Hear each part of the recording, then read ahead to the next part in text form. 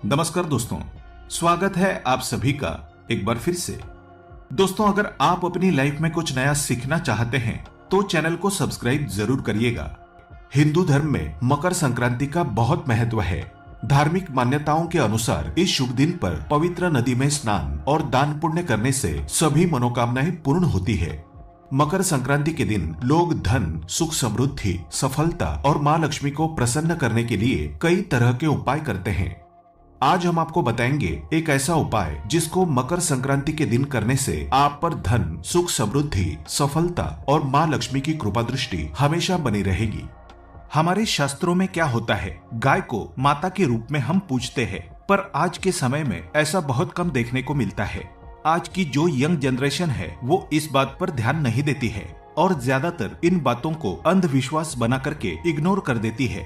पर आपको हम बता दें, आज का युवा वर्ग जो गाय के सिवा कुत्तों को पालना ज्यादा पसंद करते हैं, उन सभी को एक छोटी सी बात आज हम बताते हैं कि अगर आपके घर के अंदर गाय की खुशबू आती है या गौ की गंध आती है, वो आपके घर से बहुत सारी निगेटिव एनर्जी को दूर करने की शक्ति रखती है।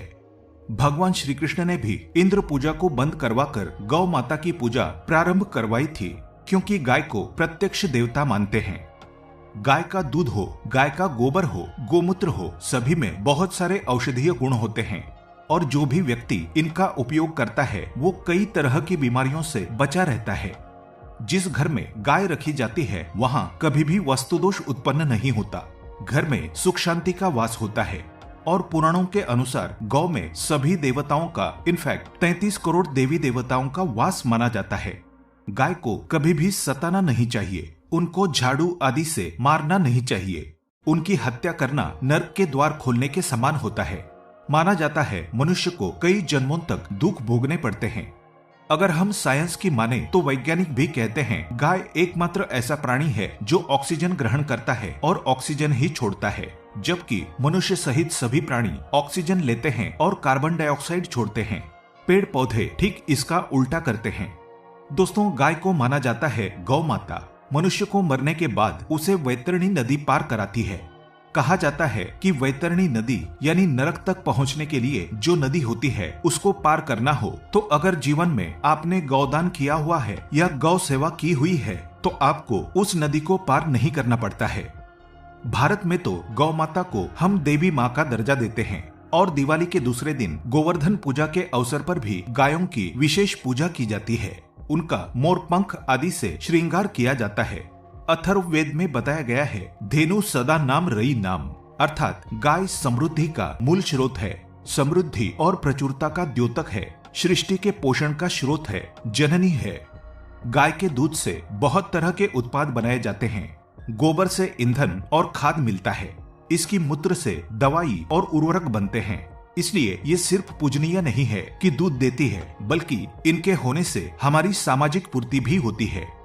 आगे बढ़ने से पहले आपसे रिक्वेस्ट करते हैं कि वीडियो को लाइक जरूर करिएगा, दोस्तों को शेयर कर दीजिएगा और अगर आपने अभी तक चैनल को सब्सक्राइब नहीं किया है तो चैनल को सब्सक्राइब करके बेल आइकन जरूर दबाइएगा।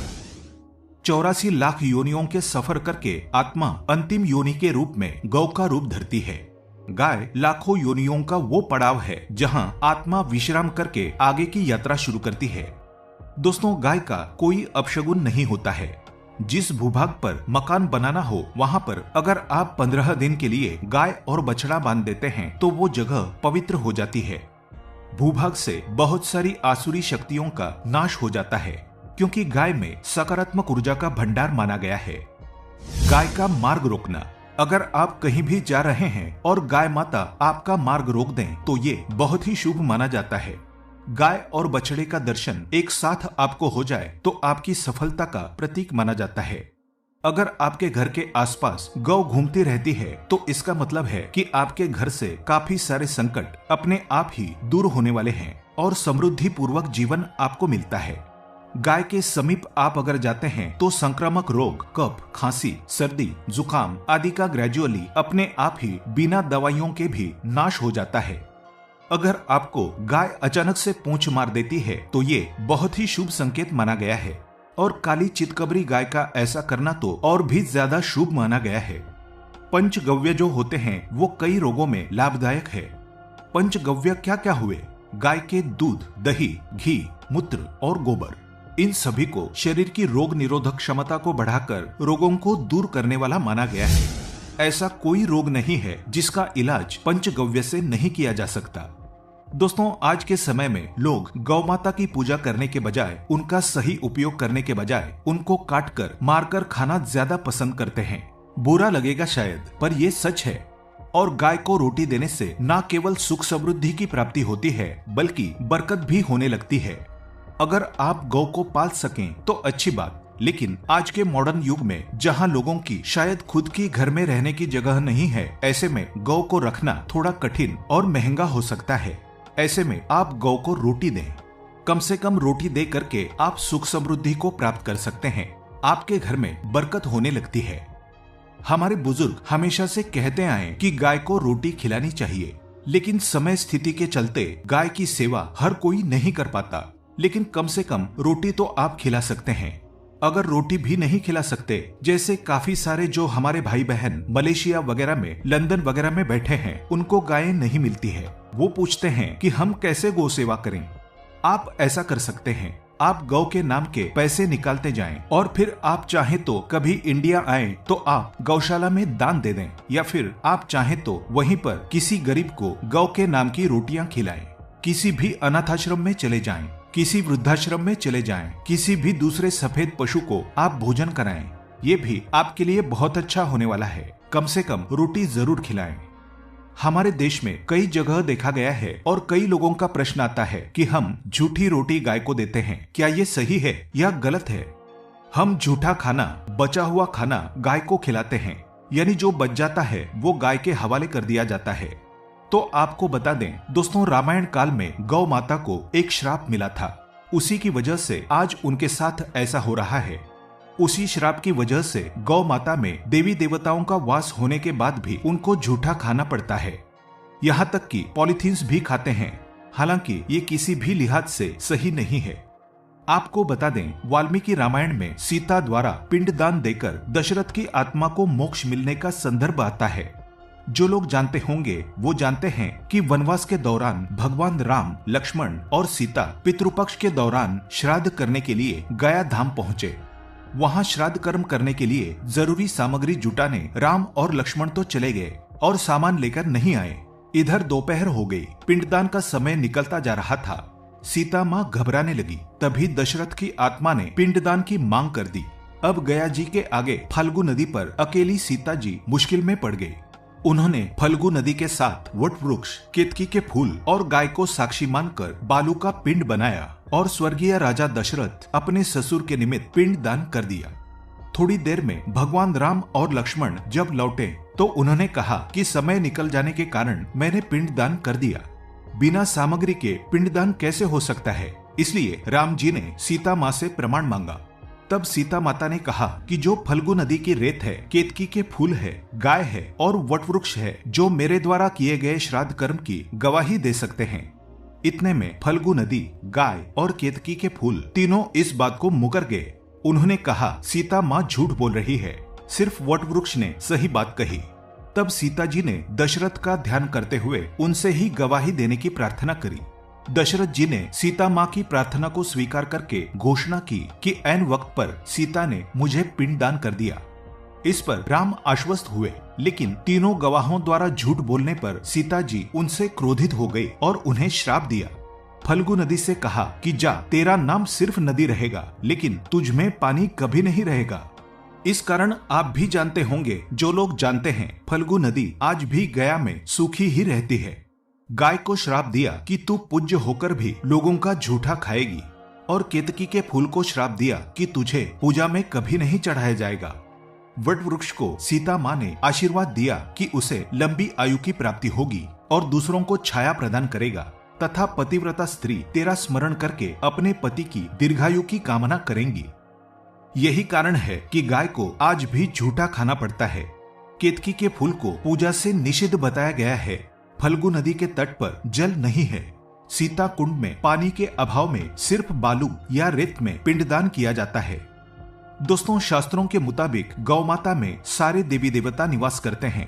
33 कोटि देवी देवता और पितर का निवास होता है। अगर आप भी किसी मंदिर में नहीं जा सकते, पूजा पाठ नहीं करते हैं, कहीं जाकर के ग्रह दोषों का उपाय नहीं कर सकते हैं, तो आपको गाय को एक रोटी जरूर खिलानी चाहिए। हमेशा कहते हैं पहली रोटी गाय की। अगर आप भी खिलाते हैं तो दुनिया के सारे सुखों को प्राप्त कर सकते हैं। आपने अक्सर ही सुना होगा कि रसोई में पहली रोटी जो भी बने गाय को दे देनी चाहिए।